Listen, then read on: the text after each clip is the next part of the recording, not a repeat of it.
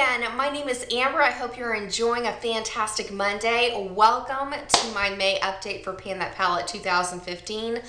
A lot has happened with my LORAC Pro palette this month. I'm very excited to show you. So I thought it would be fun since we're kind of nearing, well, we're kind of almost at the halfway point of this year. And so since I began my LORAC Pro palette brand spanking new from January, I think it would be fun if you want to see kind of the progression of my clips. So I'll go on and insert those right now so you can see kind of where I've been with my palette.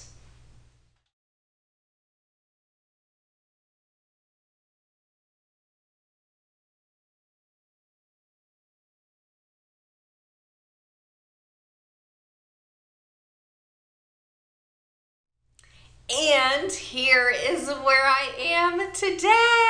Holy cow, look. Ah! Now, I do have one small caveat for where I am with this palette. For those of you that have not been following me on Instagram, I am beudmama. I'll link it right here.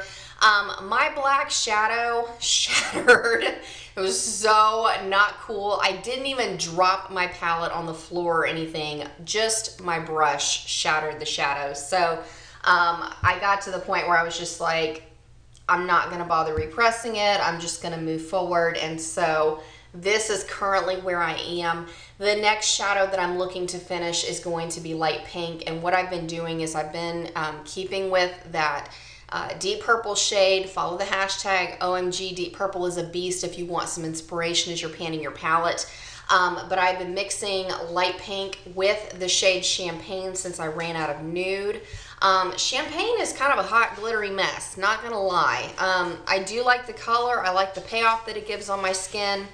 Not hugely fond of the glitter all over my face, but you know, that's neither here nor there. It's not gonna take me long. And I think I'm gonna try one of your ideas, mixing champagne with gold, because that sounds like it might be a good idea to go on and start knocking gold out.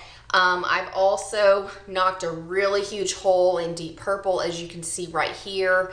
And then I have begun using mauve. I feel you for those of you that are just at that point. You're thinking that mauve just refills itself every night, because just now I finally started seeing this dip. So I'm hoping that within the next, within the next 2, maybe 3 weeks that I'll hit pan in it and at least be done with deep purple, because I'm using deep purple to fill in my crease. I'm also using it on my lower lash line. I'm trying to get as much use out of it as I can, because I'm planning to move into my summer look, which is going to involve gold, light bronze, garnet, and sable and espresso. Now, since I did run out of black, I am using espresso to set a dark brown liner on my upper lash line. I thought that would be really pretty. And then I also thought about, because I'll show you where I am with my Mega Pro palette, I've been using the shade Stone from there to fill in my brows instead of buying more brow products.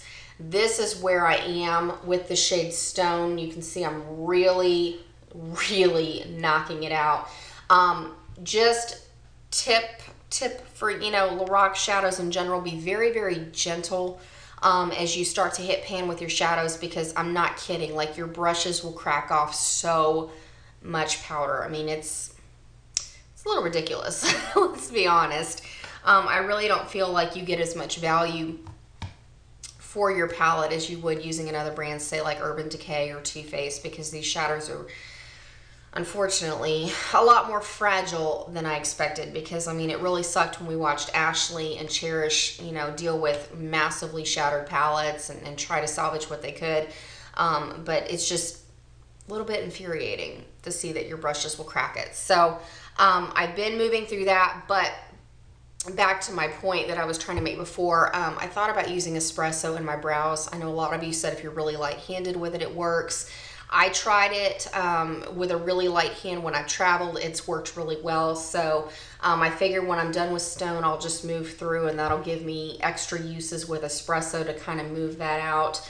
And Sable, I'm thinking I'm probably going to use more on my lower lash line as a crease shade as we get into fall, because it's a little too red toned for me to use in my brows. So that's where I am. I'm very, very pleased with the progress, even though I was I was disappointed when the black ran out, because I mean, I didn't legitimately use every last bit of it. But you know, you live, you learn, you move on. Not going to lose any sleep over it. So I hope that you're doing well with your pan that palettes. I'm really enjoying your updates, and I hope that you stay encouraged, that you're looking for tips and tricks and new looks. If you are anxious to find new ways to change up your makeup, go on and check out my Pinterest board. I have one called Get Naked with Urban Decay.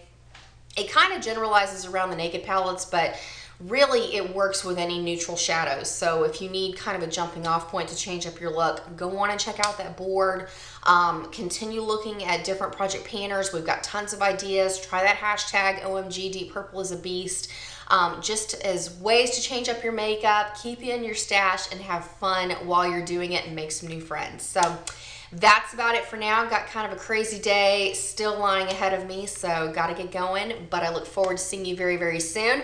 And I'll catch you over on Instagram at beudmama. So enjoy the rest of your day, and I'll catch you later. Bye.